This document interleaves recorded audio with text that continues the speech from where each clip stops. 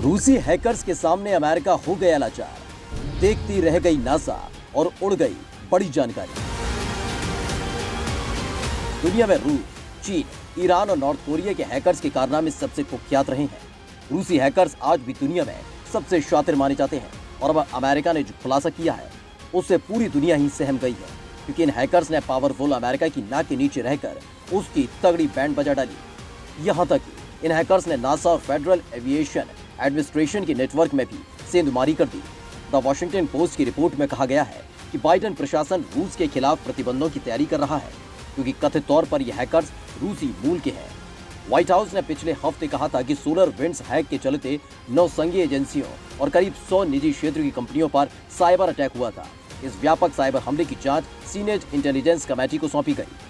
Committee की सुनवाई से पहले ही नासा और FAA के नेटवर्क में साइबर हैकर्स द्वारा सेंध लगाने की बात सामने आई है। हैकर्स पर नासा ने न उगला न ही निगला।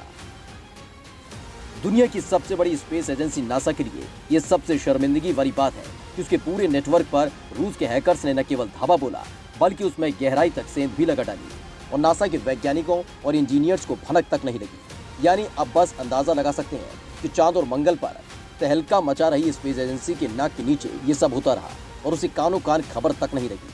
अब नासा के एक प्रवक्ता ने हालांकि इस रिपोर्ट का खंडन तो नहीं किया है, लेकिन ये जरूर कहा कि अभी जांच चल रही है, लिहाजा ज्यादा इंफॉर्मेशन नहीं दे सकते। जिन संघीय एजेंसियों पर साइबर हमला किया गया उसमें वाणिज्य, ऊर्जा, मातृभूमि सुरक्षा, न्याय विभाग, खजाना और स्वास्थ्य संस्थान शामिल है।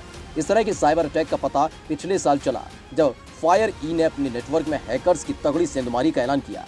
साइबर एंड इमर्जिंग टेक्नोलॉजी के उप राष्ट्रीय सुरक्षा सलाहकार एनी न्यूबर्गर ने एक ब्रीफिंग में कहा कि ये साइबर हैकर्स संभवतः रूसी मूल के हैं और उन्होंने अमेरिका के अंदर से ही अपनी कार्रवाई को अंजाम दिया है। हमले को अंजाम देने के लिए हैकर्स ने IT management company solar winds द्वारा बेचे गए ओरियन सॉफ्टवेयर में एक मैलवेयर लगाया था। न्यूबर्गर ने कहा कि करीब 18,000 संस्थाओं ने इस मालवेयर को डाउनलोड किया, लिहाजा अभी तक हैकिंग के जितने मामले पता चले हैं वास्तविक तादाद इससे कहीं ज्यादा हो सकती है। क्योंकि हैकर्स ने अमेरिका के अंदर ही हैकिंग शुरू की, लिहाजा अमेरिकी सरकार के लिए उनकी गतिविधियों पर नजर रखने में परेशानी हुई। रूस के हैकर्स आर्मी ने अमेरिका पर बोला धावा। रूसी हैकर्स ने इस बार फेडरल गवर्नमेंट के सिस्टम में न केवल घुसपैठ की, बल्कि बिना पकड़े उनसे जानकारी भी सफलतापूर्वक चुरा ली। हैरानी की बात यह है कि इस पूरे घटनाक्रम में अमेरिकी साइबर सुरक्षा व्यवस्था को इसकी भनक तक नहीं लगी। किसी सिस्टम में किसी प्रोग्राम का बिना पकड़े जाते हुए प्रवेश करना नामुमकिन नहीं होता, लेकिन जब इस कंप्यूटर के जरिए बाहर की दुनिया से संपर्क किए जाने की कोशिश होती है तो उसके पकड़े जाने की संभावना सबसे ज्यादा होती है। फिर भी इसे अमेरिकी सुरक्षा व्यवस्था पकड़ नहीं सकी। ये चौंकाने वाली बात मानी जा रही है। ये बिल्कुल वैसा ही है जब दुश्मन देश में घुसने के बाद जासूस वहां से रेडियो संकेतों के जरिए अपने देश में बात कर रहे हैं। ऐसी स्थिति में ही पकड़े जाने की संभावना सबसे ज्यादा होती है। फिर भी स्टेट डिपार्टमेंट और दूसरे फेडरल एजेंसियों के नेटवर्क से जब रूसी सर्वरों को संकेत जाने लगे, तब भी अमेरिकी सरकार को इसकी भनक कैसे नहीं लगी। इस साइबर हमले का पता इस महीने एक साइबर सिक्योरिटी फर्म को चला। ये एक बेहतरीन साइबर अटैक माना जा रहा है, जिसमें आधुनिक तौर तरीकों और टूल्स का इस्तेमाल किया गया। रूसी हैकर्स ने नए मेल्सियस कोड का इस्तेमाल किया और अमेरिकी सर के अरबों डॉलर महंगे डिटेक्शन सिस्टम आइंस्टाइन को नाकाम साबित कर दिया, जिसका काम ही ज्ञात मालवेयर के नए उपयोगों का पता लगाना था और पहले किए गए हैक्स में उपयोग किए गए पिछले इंटरनेट कनेक्शंस के हिस्सों का पता लगाना था। दुनिया में से अमेरिका की बड़ी खामी के तौर पर देखा जा रहा है। रूस ने बनाया दुनिया का सबसे घातक हैकिंग टूल। रूस की chemistry central scientific research institute of chemistry and mechanics in Triton malware का नाम कंप्यूटर वायरस बनाया गया। इसे ट्रिसिस और हेटमैन भी कहा जाता है। इसी वायरस का इस्तेमाल साल 2017 में सऊदी पेट्रोकेमिकल फैसिलिटी पर एक साइबर हमले के दौरान किया गया था, जिसके चलते सऊदी पेट्रोकेमिकल को लाखों डॉलर का उत्पादन ठप हो गया था।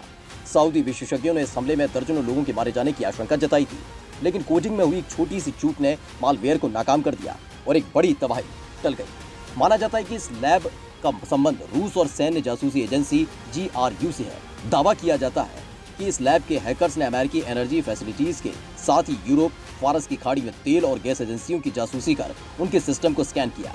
रूसी हैकर्स ने अमेरिकी ऊर्जा ग्रिड को भी निशाना बनाया था, जो संभावित रूप से भविष्य में साइबर हमलों के आक्रामक संचालन को सक्षम बनाने, रासायनिक हथियारों के निषेध और विश्व डोपिंग रोधी एजेंसी के सिस्टम को हैक करने की कवायद का हिस्सा था। 4 साल पहले GRU ने अमेरिकी राष्ट्रपति चुनाव को बाधित करते हुए डेमोक्रेटिक ईमेल को हैक करके लीक कर दिया था।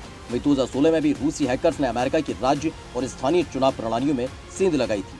उन्होंने कई राज्यों के प्रशासनिक सिस्टम को हैक कर लिया था। हालांकि उन्होंने वोटों में बदलाव नहीं किया और न ही किसी प्रकार की जानकारी में हेरफेर किया।